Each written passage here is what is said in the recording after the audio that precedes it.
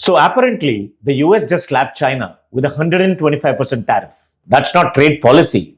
That's a revenge plot. 125%. 125%. 125%. 125%.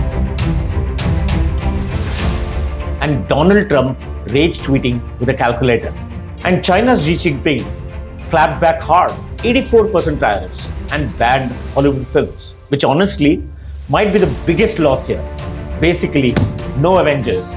Go cry in your popcorn. Meanwhile, Elon Musk is somewhere in a bunker trying to figure out how to move Tesla's factories to Mars. He's like, tariffs don't matter in space, baby. An Apple supplier in China is like, hey Tim, should we just move to Ohio or something? While Trump's planning to make everything in America now, iPhones, shoes, maybe even TikTok dances. What is happening to the rest of the world? They're watching this like it's a Netflix drama. The US and China break up, but with more paperwork. Truly, it's less about economics and more like a messy breakup. I'm raising tariffs while I'm keeping the dog and your Netflix password. At this point, I don't know if we need a trade agreement or couples therapy. Maybe both. Preferably with snacks. Tags, of course.